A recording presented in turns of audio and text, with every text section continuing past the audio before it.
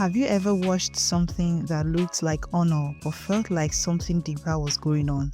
Picture this: the president of Nigeria, Bola Ahmed Tinubu, riding in a royal carriage beside King Charles III, moving through the historic grounds of Windsor, heading toward Windsor Castle.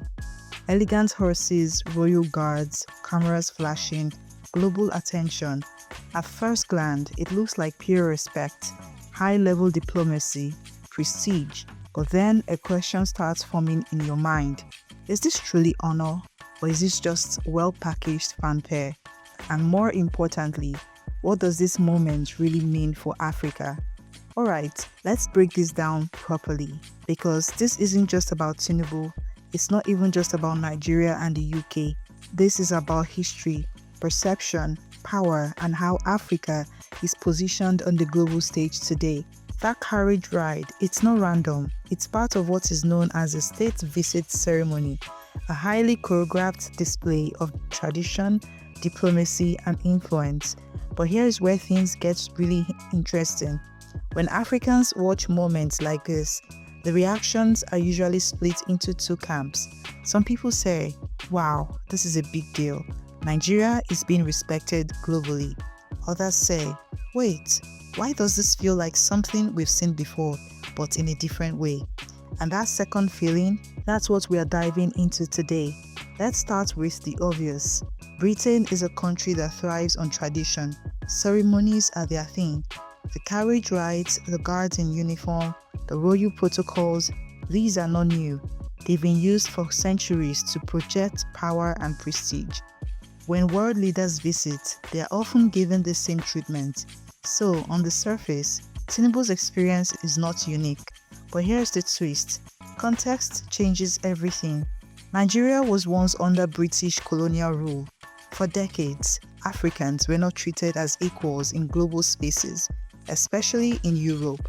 In fact, if we go further back, there were periods where Africans were literally brought to Europe and displayed, not as leaders, not as partners, but as curiosities. Now fast forward to today.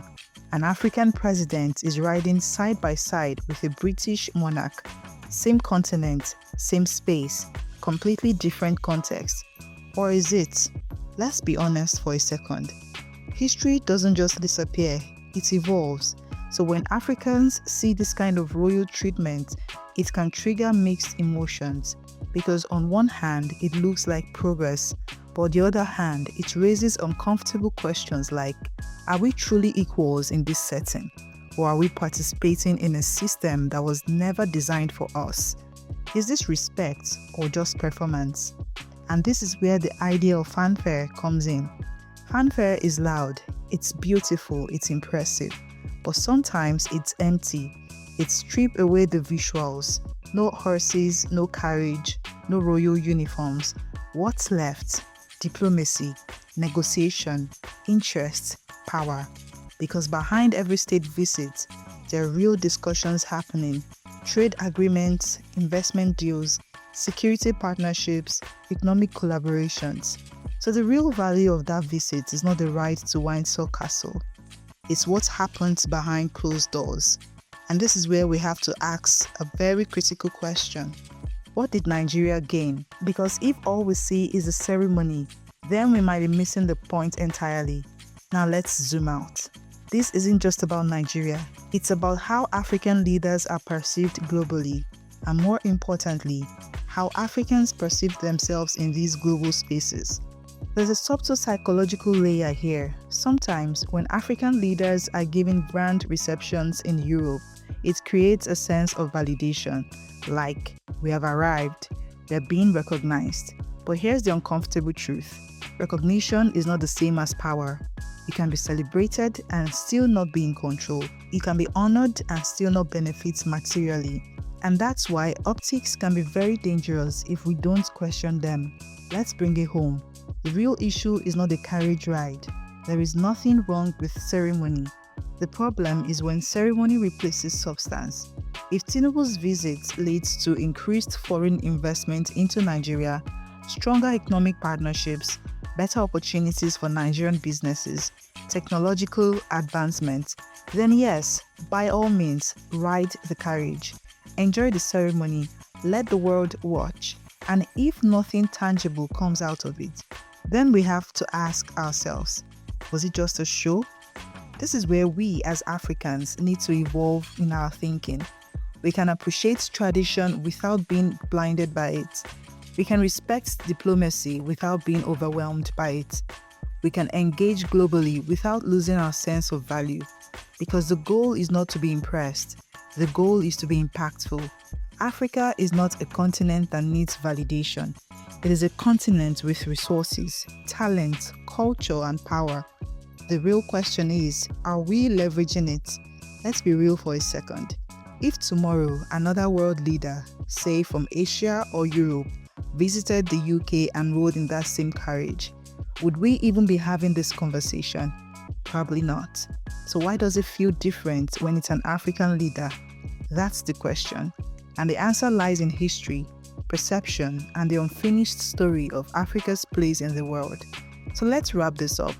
Tinubu riding with King Charles is not just a moment, it's a symbol that can mean different things depending on how you look at it.